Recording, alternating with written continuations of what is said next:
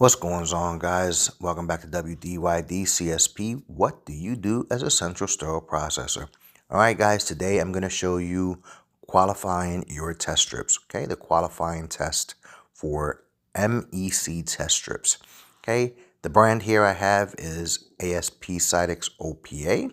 That is the high-level disinfectant that we test with these strips in our APP, which is our automatic probe processors.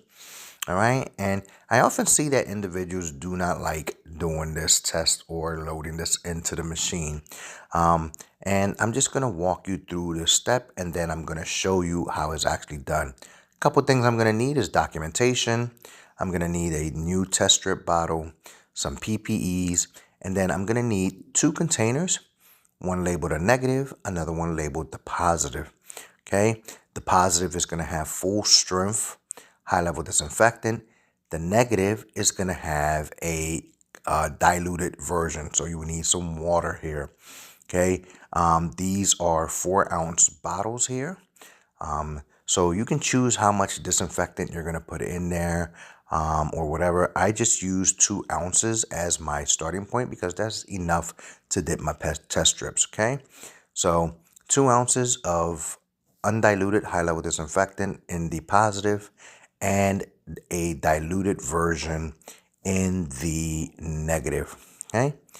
I'm going to go ahead and I'm going to don my PPEs and I'm going to show you how this is done. Okay. So there's my little negative bottle there. Make sure you have these handy so that you can do your tests. Okay. Very simple. You're going to just go ahead and take 3 test strips out of this container, 3 for the negative and 3 for the positive. You're going to dip them in those solutions. You're going to wait 90 seconds, and then you're going to compare it with the chart that's on the bottle to see what passes and fail. What should happen is that the negative fails and the positive passes. All right. So let me go ahead and get ready to put on my PPEs and actually walk you through this process here. Okay. Putting on my safety glasses and putting on some nitro gloves. Now, again, you always want to follow the IFUs of the test strips as to what PPEs are required and how the testing is going to be conducted.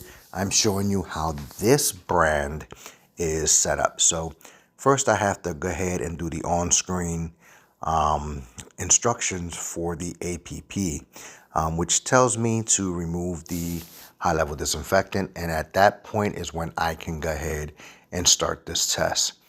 Okay, you want to have a timer, okay, that is set for 90 seconds. So first I'm going to go ahead and create my negative. Okay, my negative is going to have 1 ounce of water and 1 ounce of high-level disinfectant. Okay, you want to purposely dilute your high-level disinfectant because you want the test strips to tell you that, hey, there's something wrong with this high-level disinfectant, which we purposely did. Okay, if it doesn't detect that it's not in the low ends or that is not at the right concentration, then those test strips are not good to use.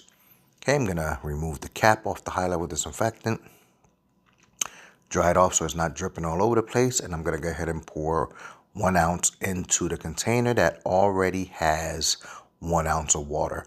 Now, you don't have to sit there and stir it or mix it up, close the container, and mix it well.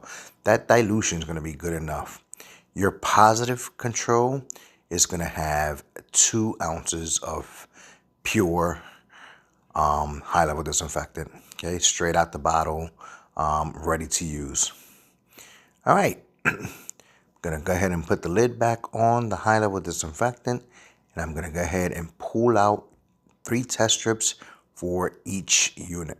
Okay, but I want to have my timer ready, so bear with me here for a second as I unlock my phone, and I have 1 minute and 30 seconds selected, or I'm going to select 1 minute and 30 seconds, which is a total of 90 seconds, which is required to read the results of the test strips. All right, open up my bottle. 3 test strips for the negative, 3 test strips for the positive. Okay, it is also important to note that when you take your test strips out, you want to close your MEC strip bottle immediately.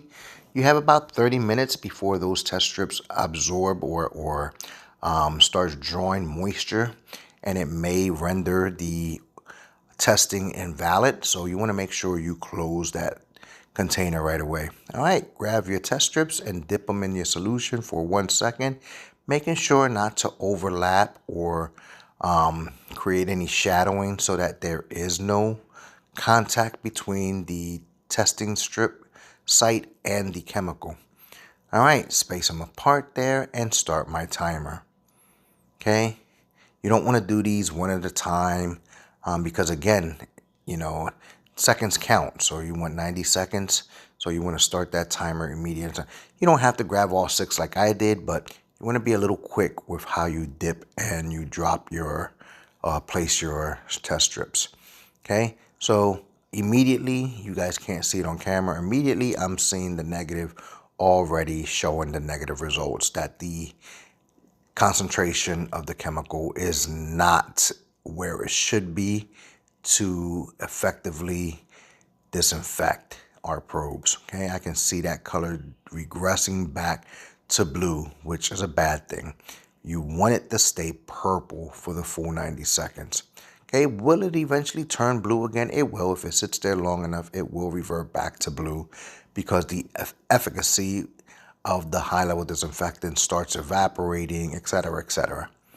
All right, so I'm gonna eventually grab my camera and give you a closer look here.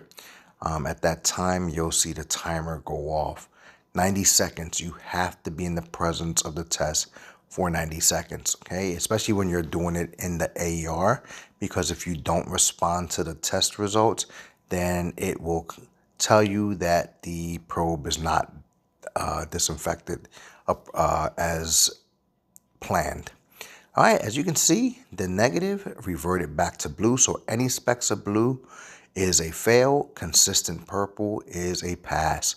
So the next thing and the last thing to do is to document your information. The date you started the test, the lot number and expiration of the high-level disinfectant, the lot number and expiration of the test strips. So you want to mark that on the paperwork and on the bottle. The day you opened it and 90, as you can see, 90 days past the day you opened it. That'll be the expiration date of this bottle. Or if the 90 days exceeds the expiration date of the actual bottle, then you're placing the bottle's expiration date in that plus 90 slot. In the case of this bottle here, today is December 13th, 2024, and the bottle expires in January 28th. All right, guys, that's qualification testing. Peace.